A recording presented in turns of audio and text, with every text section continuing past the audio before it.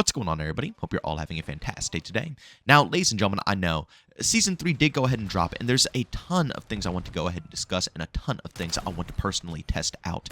As you guys know, I only really play this game when I live stream it. I don't really play too much of the game when, I'm not streaming, so I kind of kick back and do other things. I go outside, I touch grass, so on and so forth. So, obviously, when I'm not streaming, which Sundays I don't go live at all, I can't really test things out. I don't really go ahead and experiment with anything. So, I'm going to go ahead. Monday, we'll be back. If you guys want to check out that stream, of course, you can find a link to my Kick channel down in the description of this video. We're going to test out the Model Warfare 2 weapons, test out perks, so on and so forth, so we can deep dive into a lot of this stuff. Also, the new weapons as well. It's a lot of videos and content I want to make. But I'm pushing this stuff back a little bit further because some new information has come out over on Twitter, and I couldn't help but go ahead and put this video together. There's actually a few videos that I have to go ahead and make because Twitter is on fire right now, but this one I had to put right at the front seat because I am just amazed at how the Call of Duty community acts on a day-to-day basis, and I'm telling you right now, this is 1010% why developers, not just with Call of Duty, but all games across the board, this is why devs have a hard time wanting to go ahead and communicate with their communities. Mark Rubin is an exception, obviously, when it comes to X-Defined, and he's been really putting in that work. But, it's not rare, right? We all know that development teams don't really talk to their communities. It's extremely obvious. Very few, unless they are an indie team. You know what I'm saying?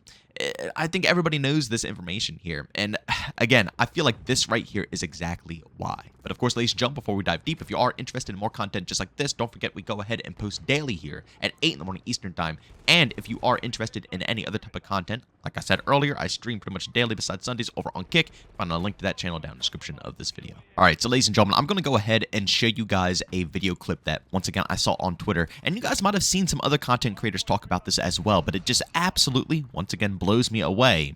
And I 1010% blame this type of mentality on why it's so hard to get development teams to go ahead and listen to us. And of course, Sledgehammer Games is the exception, but man, oh man, this type of behavior is just, I believe this is why it's such a problem between us and, all these teams out there. I'm not gonna lie, I did not have fun today. I'm not gonna lie. It's so many people on the game and everybody's stacking. I'm talking every single building has 4 people in it. And once they see you, they will chase you down to the edge of the map until you die. This is fucking ridiculous, bro.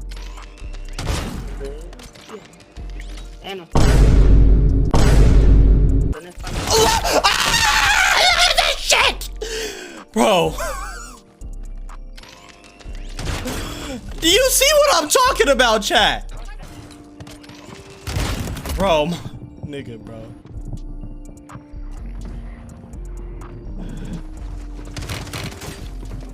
Hijo del diablo. Hijo. No, que bendita rata.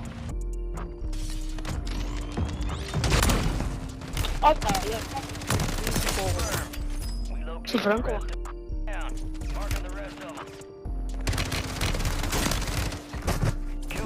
Do y'all niggas see what I'm talking about now? Like, that is just ridiculous, bro. It's ridiculous. I don't care what anybody says. That shit is not necessary, bro. Now, ladies and gentlemen, I know on this channel, a lot of you guys more than likely prioritize multiplayer over Warzone, so I know you don't really give a crap. But again, this right here is exactly why I believe there is just so many problems between the community and developers, because we put out statements like this. This is a huge trend going on, ladies and gentlemen. And this content creator, he's pretty large. He has a massive platform. Well, I think definitely over 100,000, I believe, subscribers. So it's plenty of people who watch him and plenty of people who agree with this mindset. So again, it's not just him. It's not just like a very small portion. No, there's tons of people out there who are thinking the same exact thing. But people are despising the fact that in quads, when you go into quads, which again, for anybody who doesn't play Battle Royale, there's solos, duos, trios, and quads. Basically how many people you get to go ahead and play with, right? When you go into quads, they're angry that players are playing together. Now, I get it, and it's one of the main reasons why I personally don't play Warzone. I'm a very aggressive player. I'm a multiplayer guy. I always have been. I grew up playing multiplayer in Call of Duty. I started off with Call of Duty 2, the big red one. No multiplayer in that. But ever since then, I was hooked to COD, and I've been playing their multiplayer experiences, Call of Duty 4, up to current date, nonstop. I love multiplayer. So I get that mentality. I get the mentality of being tired of people stacking. Like in Black Ops 4, for example, when they first bumped up 150 HP, they were all stacking as well. And it drove me crazy because, again, I'm a multiplayer guy. And when I play multiplayer in Call of Duty, that's not what I'm thinking of. You know, I understand if people want to use team play, but a lot of time in multiplayer, that's not what team play involves by, you know, trading bodies, right? Usually you want to work as a team, as a unit, by positioning yourself across the map to get map control, and then you can hyper-focus the objective and win the overall match. 9 times out of 10, when you get into engagements, it's a one-on-one engagement, and if they are stacking, the health isn't so crazy that it's impossible to kill. But in Warzone, because of the plates, because of the extra health, you know, and because of the environment, you have to keep in mind, Warzone and Fortnite and all these other Battle Royales that are coming out have changed the mentality of what Battle Royale is. Back when I was obsessed with Battle Royale was in the PUBG days and the H1Z1 days. Back when, you know, Battle Royales were more about, I don't want to say survival, but yeah, they were kind of like survival experiences, you know? You were more focused on getting to the final zone, the final circle, and trying to get the best loot that you can get so you can engage and have the best chance at winning. You know, that's what it was all about. Nowadays, it's all about kill hunting. You know, how many kills can I get? How fast can I get to this point? You know, we have introduced the multiplayer mindset into Battle Royale nowadays. And that is why people are angry, because they're trying to go in with that mentality and they're being greeted by a different experience. People who are literally stacking. And again, that's why I avoid Battle Royale. I just simply don't bother going into it because I know that's how I'm going to play. And when I go into quads and I branch off, I die a lot. But when I stick with my team in quads, guess what happens? We actually start becoming more successful. We catch more wins. We're able to trade bodies. We're able to stack a bit more and actually get better outcomes.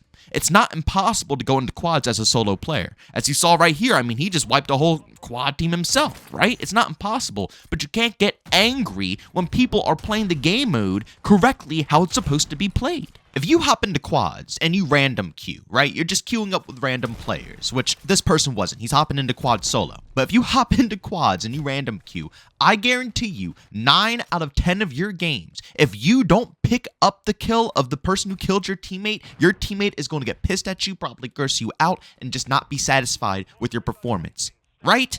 That is how these game modes are played. When you die, you want it to be traded off. Back in the day, back in the OG Battle Royales, you weren't bought back, okay? You couldn't get bought back into the game. If you died, you watched the remainder of the Battle Royale match. So yes, when you're playing duos, trios, quads, you're stacking. You're making sure your teammates don't die, because if they die, they can't do anything for the remainder of the game. They're bored out of their minds, which makes it even more tedious for you because, yeah, you might want to win, but at the same time, you might want to rush because you don't want your teammates sitting there for 20, 30 minutes of the match, or you might just simply back out altogether. You know, that mentality has always been in Battle Royales, okay? It's just the game mode.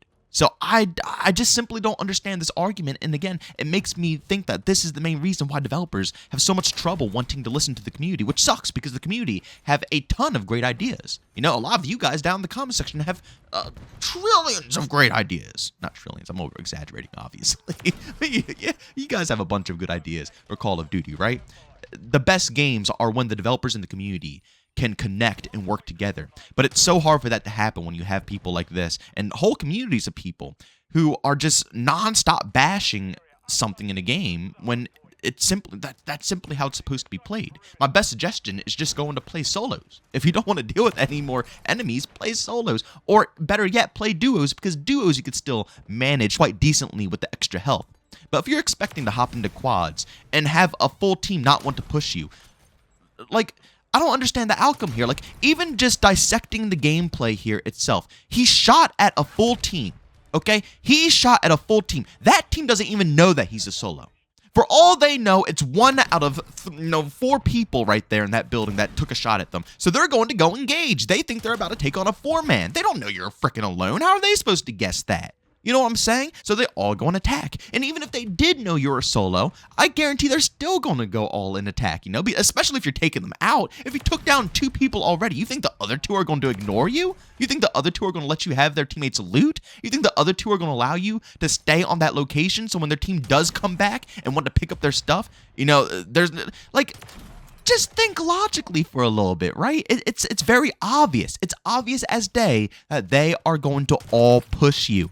Not one person out of the quad is going to know. The whole quad team is going to push you and engage. But ladies and gentlemen, I am extremely curious what you guys think. Do you believe stacking in Call of Duty well, when it comes to Battle Royale, is a bad thing? Or do you think it's just a normal way of the game mode?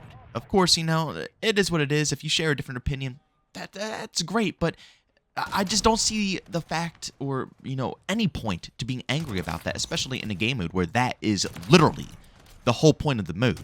You know, if you think down to what is the objective of Battle Royale, it's to be the last team standing. So you want to make sure that all of your teammates are alive. You want to make sure everybody's still pumping, breathing, having the right resources, having plates, have ammo. And honestly, a lot of the time, people don't want to engage. They want to stay back and just, you know, again, hold hands. And yeah, I can agree, it is annoying, especially being a multiplayer guy. I like to, you know, go and get my one-on-one engagements, but I can't hop into Battle Royale and, you know, go into that game mode and then make that complaint when that is literally the game mode itself. But ladies and gentlemen, as always, if you enjoyed today's video, leave a like. If you hated it, leave a dislike. Don't forget to subscribe and hit that bell. We post daily at 8 in the morning Eastern time. And like I said earlier in the video as well, if you guys are interested in my live streams, I do that pretty much daily besides Sundays over on Kick. I have a link to that channel down in the description of this video. As always, thank you for tuning in. See you on the next one. Peace out.